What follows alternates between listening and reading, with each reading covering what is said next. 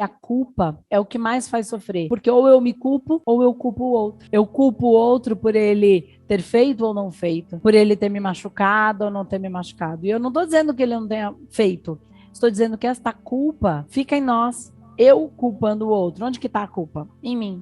Eu culpando a mim. Onde que está a culpa? Em mim. E isso aprisiona essas mentes. A sua, a do seu assistido. Esse é o aprisionamento. Então, quando a gente tem um desejo, a gente tem ferramentas. Mas muitas pessoas querem, mas não conseguem. E é disso que se trata a metodologia. E quando eu falo de frequência, como é que a gente sai desta culpa? Que é o looping infinito da dor, que a gente pode chamar de inferno. Inferno na Terra. Andresa, mas existe? E aí é frequência. É aí são as dimensões da qual a gente vai participar ou não. Então, o que eu quero que vocês entendam, e a gente vai trabalhar isso nesse primeiro momento, é essa questão. A maioria das pessoas, então, por que eu vou falar isso? Por que eu vou trazer esse conteúdo para vocês refletirem junto comigo? Para depois, então, a gente fazer um trabalho aí bem legal. Quando eu digo que a gente precisa não ser queimado na fogueira, que a gente precisa ter postura e posicionamento, eu preciso trazer o terapeuta holístico para a realidade. Terapeuta energético e espiritual para a realidade.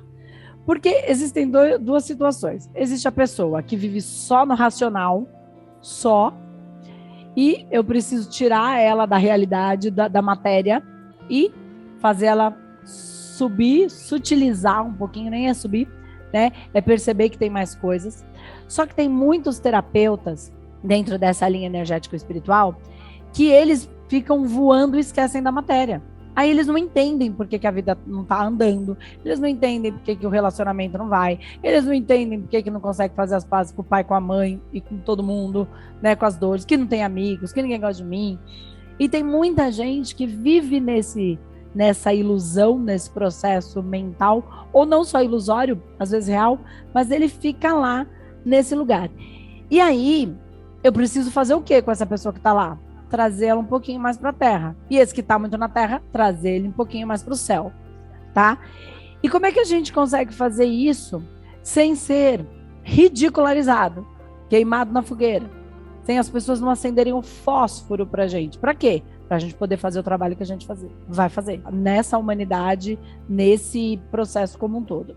Quando as pessoas começam a olhar para esse universo espiritual, tem muita gente, e é uma máxima, que a gente tem que estar sempre feliz, sempre alegre, que terapeuta não pode ficar bravo, que quem trabalha com energia não pode ficar com raiva, que não pode falar isso, que não pode falar aquilo, que não pode fazer assim, que não pode falar palavrão, que não pode ficar atacado, que não pode perder a linha, que não pode ficar triste, que não pode chorar, que não pode ficar com nada, com medo, que não pode nada. E aí, as pessoas começam a ser uma mentira. Por quê? Porque isso não existe, gente. Não existe. Ninguém consegue. Tem que manter a frequência. Eu vejo um monte de terapeuta entrando em contato com a gente, não humanoterapeutas, outras pessoas, e humanoterapeutas também, que estão nesse caminho, nesse desenvolvimento, que ficam escutando tantas coisas. E assim, essas pessoas, elas se culpam e vão para a sua dor, para o seu inferno, porque elas desequilibraram. E terapeuta não pode desequilibrar? Como assim perdeu a linha? Como assim perdeu a mão? Como assim xingou? Como assim ficou nervoso? Como assim fala palavrão? Como assim bebe? Como assim bebeu um pouquinho a mais e passou da conta? Pode. Aí o outro arrisca o fósforo, mas o pior fósforo é o que eu risco para mim mesmo quando eu me culpo. E isso não é ser terapeuta.